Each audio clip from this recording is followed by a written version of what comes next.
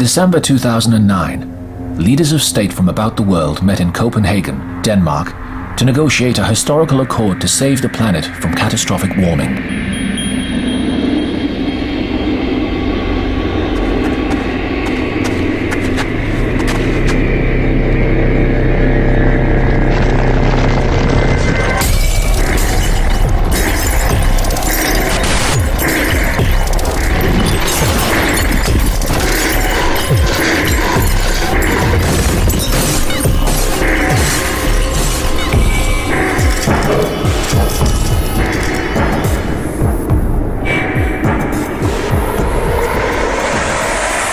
The outcome of the summit is a victory for major polluters and the status quo. What happened? How is it that, presented with clear evidence of a looming catastrophe, the international community settled for such a tepid response? We know that industry strives for profit and governments strive for growth. A full-scale war on global warming calls for industry to drastically reduce its carbon footprint. The short-term result would be rising production costs and reduced profit. Not the best outcome, especially in times of recession. But the major stumbling block is the enemy involved. A war on global warming needs to be a war on consumerism, the status quo in our developed societies. So really, a war on the mainstream constituency of the capitalist state. Reality check. No government will declare war on its own citizens. Don't hold your breath for a shock and awe campaign on global warming. Governments today just aren't up to the task. Fortunately, the war on global warming isn't in the hands of government alone. It's time for a new approach. An approach that mobilizes the creative energies of the global population and turns the way we see the problem on its head. We need to find a way of waking people from their consumerist days and showing them how empowering a war effort could be. People could contribute so much more than just turning off the lights.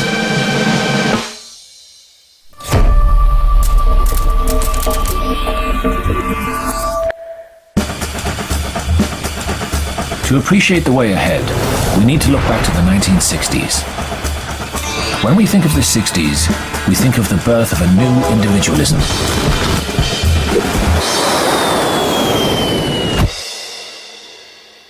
The 60s revolutionaries kicked against the social values that they'd inherited from the decade before. Throwing themselves into the unknown, they conducted radical experiments with new forms of life. They liberated their desires through sexual expression and free love, threw open the doors of perception through drugs and radical philosophy, and made music and art to celebrate the spiritual transformation of a whole generation.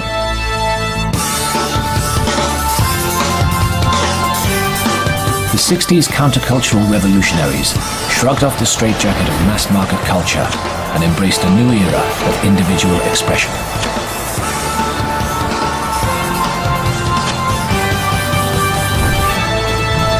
However, our perspective on the 60s tends to be overly focused on individualism.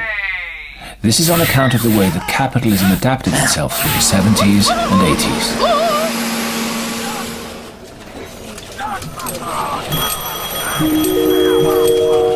The 60s caught capitalism completely off guard. How were companies to sell products to a generation that had rejected consumerism? The answer was to tune into the movement and to sell to the individual in everyone. The strategy worked. The marketing machine captured the spirit of 60s individualism and made it its own.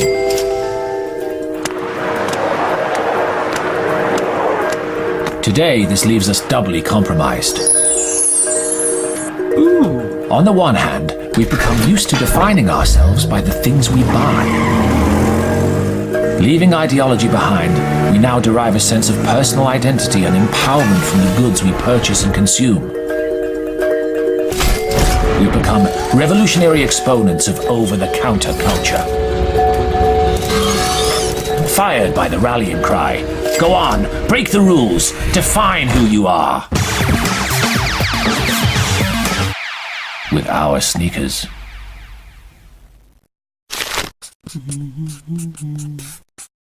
On the other hand, we've inherited an incomplete picture of history. Blinded by individualistic short-sightedness, we fail to see what the 60s revolution was really all about.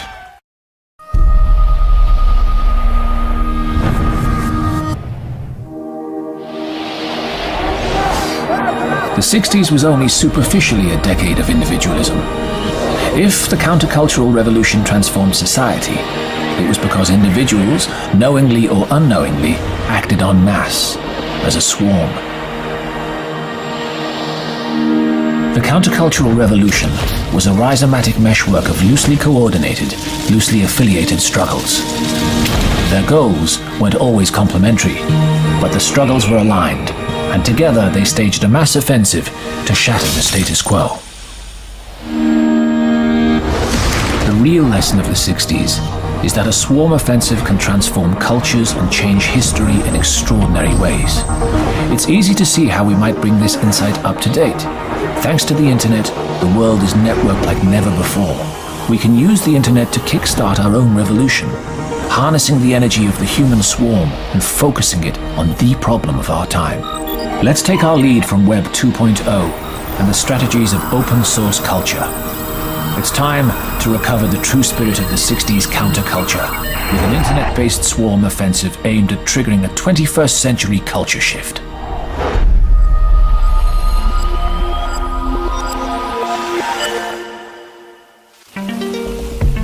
The term open source refers to a software development strategy in which the source code is made available to a community. This way, everyone can make changes and improvements to the software.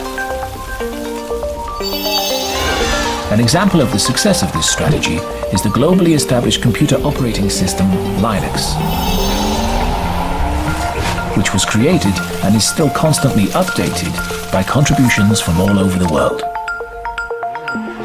Wikipedia is another famous example of open source culture. It has over 75,000 contributors working on more than 10 million articles in over 250 languages.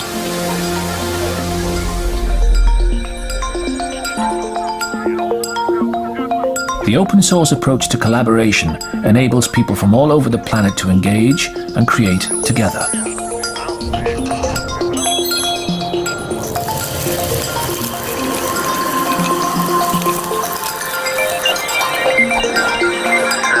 Imagine what we could achieve with an open source approach to the war on global warming.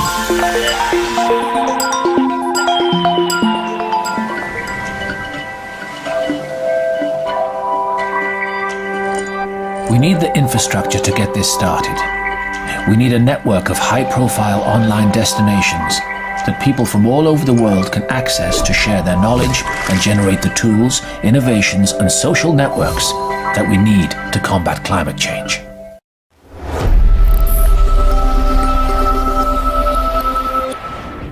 Imagine a Web 2.0 network comprised of 3 sites working as a linked system. The first part of the system is a green knowledge trust. This is a green Wikipedia with a practical focus. The war effort needs more than just facts. We need an online repository of practical knowledge.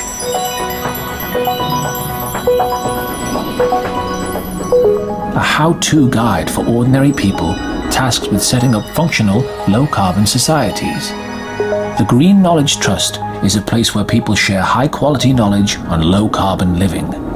It would be information central for the war on global warming. The second part of the system is an open innovation center. Imagine an online research site devoted to environmental problems that is open to input from anyone. Organizations post problems on the site and ask for solutions. Anyone is free to submit ideas and form groups. Together, they could work up genuine concepts.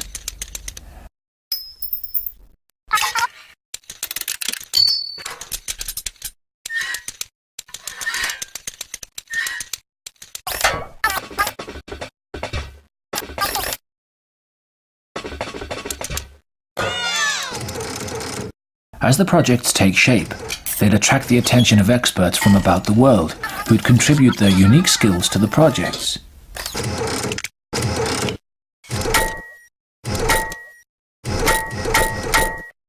A swarm can be smarter than any one of us working alone. An open innovation center would enable us to tap into our collective genius.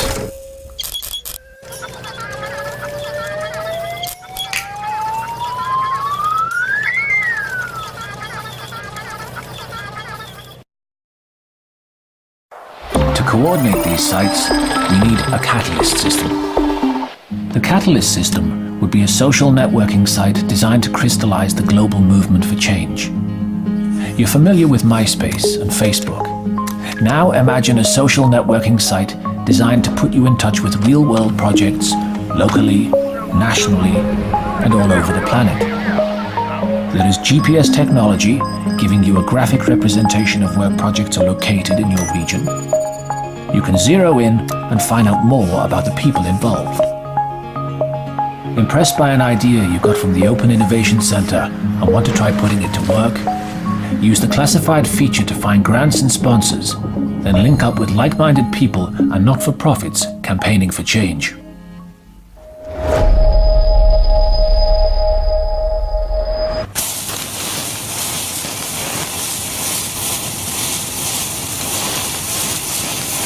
The 60s countercultural revolution showed us how swarm activity can transform the fabric of society. By inspiring and enabling new forms of creative collaboration between activists, experts, and ordinary citizens, a network like the one we described could spark a swarm offensive for the internet age. This could transform the nature of the war on global warming and trigger a new era of global collaborative culture.